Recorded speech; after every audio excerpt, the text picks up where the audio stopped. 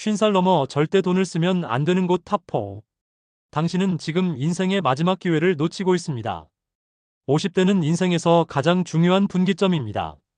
지금부터 당신이 어떻게 돈을 쓰느냐에 따라 70대, 80대의 삶이 완전히 달라집니다.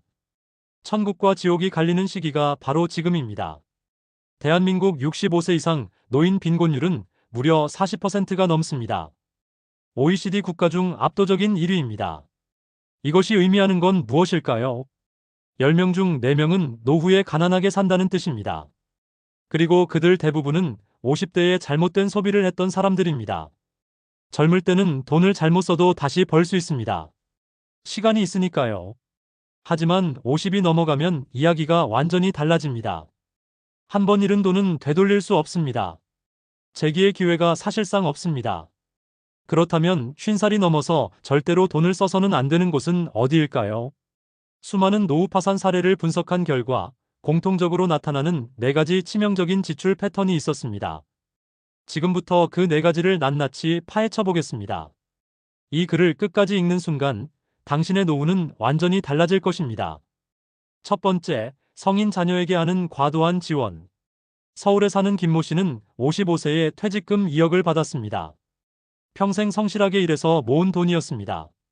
하지만 지금 그는 70세가 되어 월세방에서 기초생활수급자로 살고 있습니다. 도대체 무슨 일이 있었던 걸까요? 그의 아들은 30대 중반이 되어서도 제대로 된 직장을 구하지 못했습니다.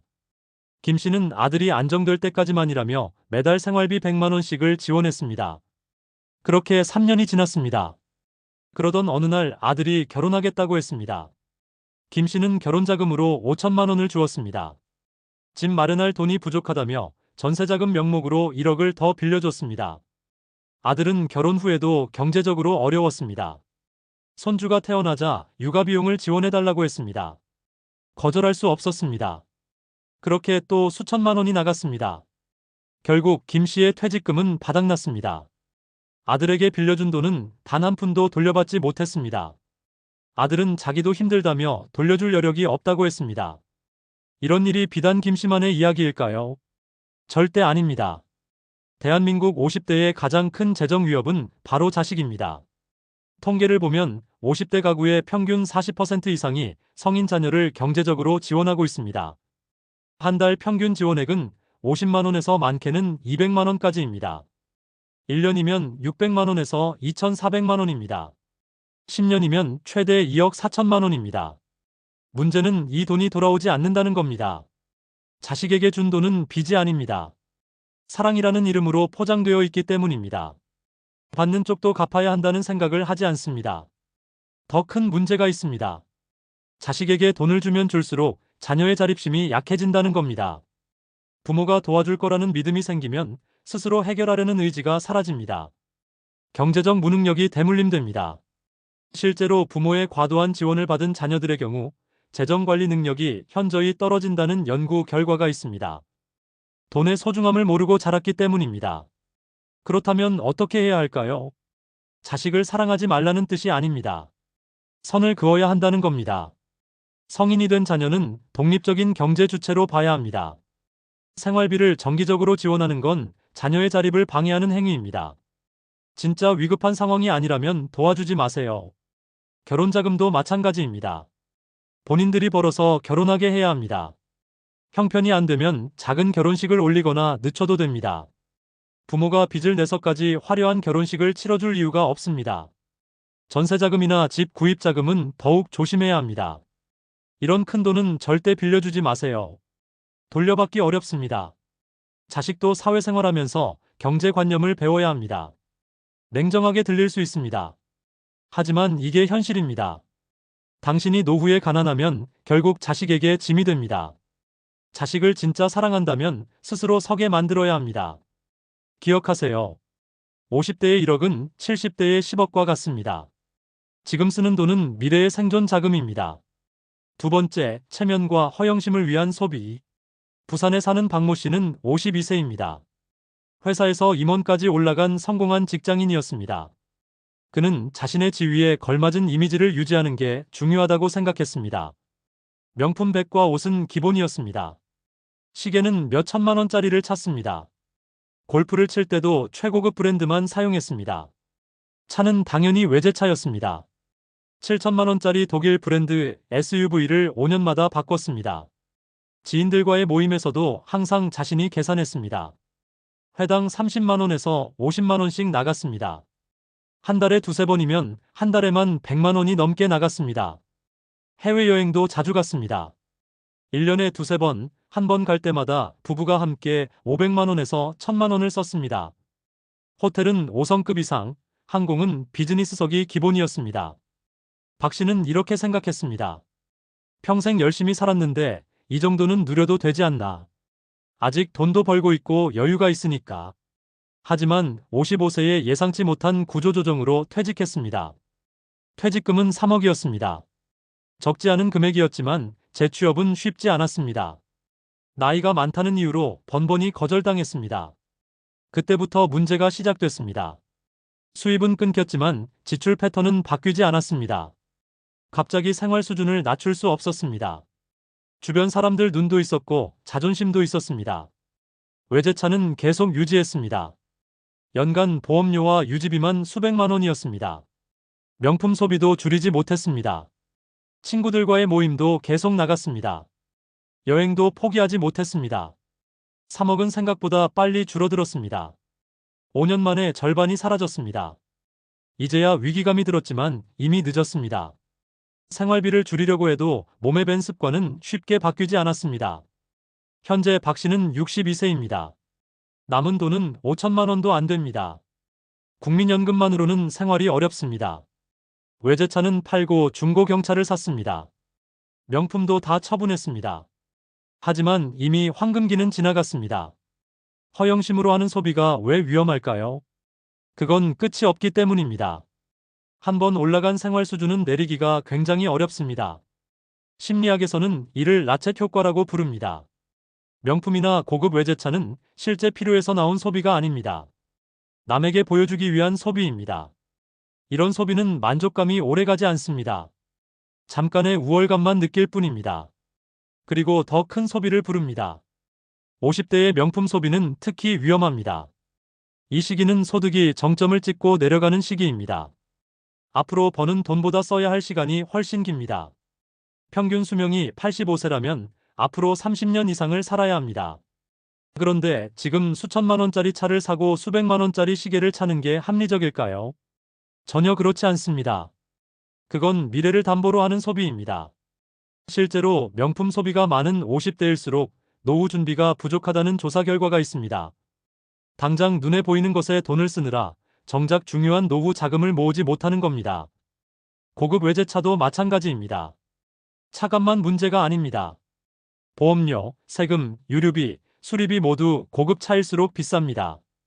연간 500만 원에서 1000만 원이 추가로 듭니다. 10년이면 5천만 원에서 1억입니다. 그렇다고 차가 없어야 한다는 건 아닙니다. 실용적인 차를 선택하라는 겁니다. 이동수단으로서의 기능만 충실하면 됩니다. 수천만 원짜리 차나 수백만 원짜리 차나 이동 기능은 같습니다. 과시적인 소비는 결국 자신을 궁지로 몰아넣습니다. 남들 눈에는 여유로워 보일지 모르지만 실제로는 텅 빈 통장을 보며 불안해하게 됩니다. 지금 당장 물어보세요. 내가 사는 이 명품, 이 차가 정말 나를 행복하게 하는가? 10년 후 70대가 되어서도 후회하지 않을 소비인가? 솔직하게 답해보세요. 체면은 돈으로 살 수 없습니다. 진짜 체면은 노후에 자식에게 손 벌리지 않고 당당하게 사는 겁니다. 세 번째, 준비 없는 사업과 투자. 대구에 사는 이모 씨는 57세에 명예퇴직을 했습니다. 퇴직금과 모아둔 돈을 합쳐 5억이 있었습니다. 회사 생활 30년 동안 허리띠 졸라매며 모은 돈이었습니다. 이 씨는 이제 자기 사업을 해보고 싶었습니다. 평생 남 밑에서 일했으니 이제는 내 사업을 해야겠다는 생각이 들었습니다. 주변에서도 사업 한번 해보라고 부추겼습니다. 그는 프랜차이즈 카페를 열기로 했습니다. 지인이 잘 된다고 추천했습니다. 가맹비에 인테리어비, 보증금까지 2억이 들어갔습니다. 남은 3억은 만약을 대비해 놔뒀습니다. 처음 3개월은 그럭저럭 장사가 됐습니다. 하지만 곧 문제가 보이기 시작했습니다. 근처에 경쟁 카페들이 너무 많았습니다. 손님은 생각보다 적었습니다. 한 달 매출이 1,000만 원이 안 나왔습니다. 비용은 만만치 않았습니다. 월세 200만 원, 직원 인건비 300만 원, 재료비에 각종 공과금까지 합치면 한 달에 700만 원 가까이 나갔습니다. 결국 매달 적자였습니다. 이 씨는 조금만 더 버티면 손님이 늘 거라고 생각했습니다. 그렇게 1년을 버텼습니다. 남은 3억에서 적자를 메웠습니다. 하지만 상황은 나아지지 않았습니다. 결국 2년 만에 가게를 접었습니다. 투자한 2억은 하나도 건지지 못했습니다. 적자 보전으로 쓴 돈만 1억 5천만 원이었습니다. 총 3억 5천만 원이 날아갔습니다. 남은 돈은 1억 5천만 원 뿐이었습니다. 이 씨는 또 다른 기회를 찾았습니다. 아는 사람이 투자하면 좋다며 사업 자금을 빌려달라고 했습니다. 높은 이자를 보장했습니다. 지푸라기라도 잡는 심정으로 남은 돈 중 8천만 원을 투자했습니다. 결과는 뻔했습니다. 그 사람은 사업에 실패했고 원금은 돌려받지 못했습니다. 이제 이 씨에게 남은 건 7천만 원 뿐입니다. 65세인 현재 그는 편의점 야간 알바로 생계를 유지하고 있습니다. 50대 이후 사업 실패 사례는 셀 수 없이 많습니다. 통계를 보면 50대 이상이 시작한 자영업의 5년 생존율은 30%도 안 됩니다. 10곳 중 7곳은 5년 안에 문을 닫는다는 뜻입니다. 왜 이런 일이 벌어질까요? 50대는 사업 경험이 부족한 경우가 많습니다. 평생 직장인으로 살았다면 사업 감각이 없습니다. 장사가 어떻게 돌아가는지, 고객이 무엇을 원하는지 모릅니다. 시장 조사도 제대로 하지 않습니다. 지인의 말만 듣고 덜컥 결정합니다. 그 업종이 포화 상태인지 수익성이 있는지 제대로 파악하지 않습니다. 프랜차이즈는 특히 조심해야 합니다. 본사는 가맹점에서 돈을 법니다. 가맹점이 잘 되든 안 되든 가맹비와 로열티는 받습니다. 본사 입장에서는 손해볼 게 없습니다. 하지만 가맹점주는 다릅니다. 실패하면 모든 손실은 본인이 떠안습니다. 투자 사기도 조심해야 합니다. 50대는 투자 사기의 주요 타깃입니다. 퇴직금이 있고 노후에 대한 불안이 크기 때문입니다. 고수익을 약속하는 투자는 대부분 사기입니다. 원금 보장에 월 5% 이자를 준다는 투자가 있다면 의심하세요. 은행 금리가 3%대인 시대에 월 5%는 말이 안 됩니다. 연 60% 수익률입니다. 세상에 그런 투자는 없습니다. 부동산 투자도 신중해야 합니다. 지방 소도시 땅을 싸게 사서 개발되면 큰 돈을 번다는 이야기를 믿지 마세요. 대부분은 개발되지 않고 세금만 나갑니다. 팔고 싶어도 사는 사람이 없습니다. 그렇다면 50대 이후에는 아무 사업도 하지 말아야 할까요? 그건 아닙니다. 다만 반드시 철저히 준비해야 합니다. 최소 1년 이상 해당 업종을 공부하세요. 직접 아르바이트라도 해보세요. 현장 경험이 중요합니다. 시장 조사를 직접 하세요. 발로 뛰며 경쟁업체를 방문하고 수익 구조를 파악하세요. 무엇보다 전 재산을 투자하지 마세요. 최대 30% 이내로 제한하세요. 실패해도 재기할 수 있는 여력을 남겨둬야 합니다. 사업은 젊었을 때도 어렵습니다. 50대에는 더 어렵습니다. 실패하면 다시 회복할 시간이 없습니다. 신중하고 또 신중해야 합니다. 네 번째, 감당 못할 대출과 이자. 인천에 사는 최모 씨는 53세입니다. 그는 집을 한 채 더 사고 싶었습니다. 전세로 돌리면 월세 수입으로 노후를 대비할 수 있을 거라고 생각했습니다. 집값은 5억이었습니다. 그는 자기 돈 1억과 대출 4억으로 집을 샀습니다. 대출 이자율은 연 5%였습니다. 한 달 이자만 166만 원이었습니다. 전세로 내놓았지만 쉽게 세입자가 구해지지 않았습니다. 6개월 동안 빈집으로 있었습니다. 그 사이 이자만 1,000만 원이 나갔습니다. 관리비와 재산세도 부담이었습니다. 겨우 세입자를 구했지만 전세금은 생각보다 낮았습니다. 2억 5천만 원밖에 받지 못했습니다. 대출금 4억과 전세금 2억 5천, 차액이 1억 5천만 원이었습니다. 이 금액에 대한 이자는 계속 내야 했습니다. 2년 후 전세 만기가 됐는데 세입자가 나가겠다고 했습니다. 전세금 2억 5천을 돌려줘야 했습니다. 하지만 손에 현금이 없었습니다. 결국 추가 대출을 받아 전세금을 돌려줬습니다. 새 세입자를 구하지 못한 채 6개월이 또 지났습니다. 이자는 눈덩이처럼 불어났습니다. 최 씨는 결국 집을 팔기로 했습니다. 하지만 부동산 시장이 침체되어 있었습니다. 5억에 산 집을 4억 5천에 팔아야 했습니다. 정산을 해보니 충격이었습니다. 집값 손실 5천만 원, 그동안 낸 이자 2천만 원, 각종 세금과 중개 수수료 500만 원, 총 7,500만 원의 손실이었습니다. 투자한 자기 돈 1억은 2,500만 원으로 줄어 있었습니다. 대출이 위험한 이유는 이자가 계속 나간다는 겁니다. 원금은 그대로인데 이자만 해마다 수백만 원씩 빠져나갑니다. 특히 노후에는 수입이 줄어들기 때문에 이자 부담이 더 커집니다. 실제로 60대 이상 노인층의 가계부채가 급증하고 있습니다. 평균 가구당 5천만 원이 넘는 빚을 지고 있습니다. 그리고 이 빚의 상당 부분이 50대에 만든 빚입니다. 문제는 이자입니다. 5천만 원을 연 5%로 빌리면 한 해 이자가 250만 원입니다. 한 달로 치면 20만 원 이상입니다. 국민연금 받는 돈이 100만 원 정도라면 연금의 20%가 이자로 나가는 겁니다. 더 큰 문제는 원금 상환입니다. 70대, 80대의 수억의 빚을 어떻게 갚을 수 있을까요? 소득이 거의 없는 상황에서 빚을 갚는 건 불가능에 가깝습니다. 결국 집을 팔아서 갚아야 합니다. 하지만 집을 팔면 살 곳이 없어집니다. 전세나 월세로 이사해야 합니다. 노후의 거주 안정성이 떨어지는 겁니다. 자녀 때문에 대출을 받는 경우도 많습니다. 자녀 집장만 자금을 대출받아서 빌려주는 겁니다. 이건 최악의 선택입니다. 내 이름으로 빚을 지고 자녀에게 주는 겁니다. 자녀가 갚아줄 거라고 믿지만 현실은 다릅니다. 자녀도 경제적으로 어려워지면 부모 빚을 갚을 여력이 없습니다. 결국 부모가 빚을 떠안게 됩니다. 신용카드 빚도 조심해야 합니다. 카드로 물건 사고 할부로 돌리는 게 습관이 되면 빚이 쌓입니다. 카드 할부 이자율은 생각보다 높습니다. 연 10%가 넘는 경우도 많습니다. 카드론이나 현금 서비스는 절대 쓰지 마세요. 이자율이 연 15%에서 20%에 달합니다. 이런 고금리 대출은 빚의 늪으로 빠지는 지름길입니다. 50대 이후에는 빚을 지지 않는 게 원칙입니다. 이미 있는 빚도 최대한 빨리 갚아야 합니다. 저축을 하는 것보다 빚을 갚는 게 훨씬 유리합니다. 예를 들어 연 5% 이자로 빚이 있다면 저축으로 연 3% 이자를 받는 것보다 빚을 갚는 게 2% 더 이익입니다. 세금까지 고려하면 그 차이는 더 커집니다. 대출은 미래의 소득을 당겨 쓰는 겁니다. 하지만 50대 이후에는 미래 소득이 줄어듭니다.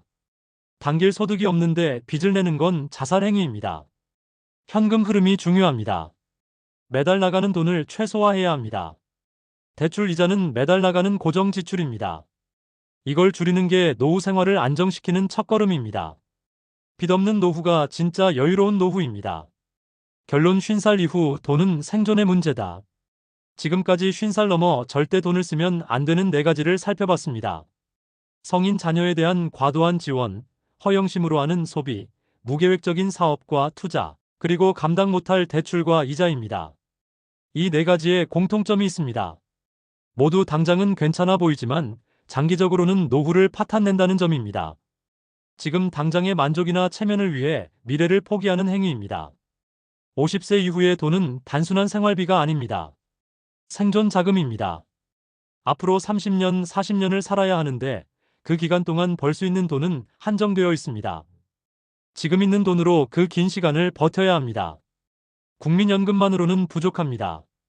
평균 수령액이 월 60만 원 정도입니다. 이 돈으로 어떻게 한 달을 살 수 있을까요? 불가능합니다. 결국 모아둔 돈을 까먹으며 살아야 합니다. 그렇다면 얼마를 모아야 할까요? 월 100만 원씩 쓴다고 가정하면 30년이면 3억 6천만 원이 필요합니다. 월 150만 원이면 5억 4천만 원입니다. 생각보다 큰 돈입니다. 이 돈을 모으려면 50대부터 철저히 지출을 관리해야 합니다. 불필요한 곳에 돈을 쓰면 안 됩니다. 앞서 말한 4가지는 특히 조심해야 합니다. 자식 사랑은 돈으로 하는 게 아닙니다. 자식이 독립적으로 살 수 있게 키우는 게 진짜 사랑입니다. 부모가 노후에 가난하면 자식이 결국 고생합니다. 허영심을 버리세요. 명품이 당신을 행복하게 만들지 않습니다. 고급차가 당신의 가치를 높여주지 않습니다. 진짜 가치는 경제적 자유에서 나옵니다. 사업은 신중하게 결정하세요. 전 재산을 걸지 마세요. 철저히 준비하고 실패해도 재기할 수 있는 여력을 남겨두세요. 빚은 최대한 지지 마세요. 이미 있는 빚은 빨리 갚으세요. 이자는 조용히 당신의 자산을 갉아먹는 독입니다. 이 네 가지를 지키는 것만으로도 노후는 훨씬 안정적이 됩니다. 큰 부자가 되지 못해도 가난하지는 않을 수 있습니다. 자식에게 손 벌리지 않고 당당하게 살 수 있습니다. 선택은 당신의 몫입니다. 지금 당장의 만족을 택할 것인가, 아니면 안정적인 노후를 택할 것인가. 이 선택이 당신의 70대, 80대를 결정합니다. 기억하세요. 50살 이후의 돈 관리는 생존의 문제입니다. 지금 어떻게 쓰느냐가 미래를 결정합니다. 현명한 선택을 하시길 바랍니다. 오늘 내용이 도움이 되셨다면 구독과 좋아요 부탁드립니다. 알림 설정까지 해두시면 더 유익한 노후 준비 정보를 바로 받아보실 수 있습니다. 여러분의 안정적인 노후를 위해 계속해서 좋은 정보로 찾아뵙겠습니다. 감사합니다.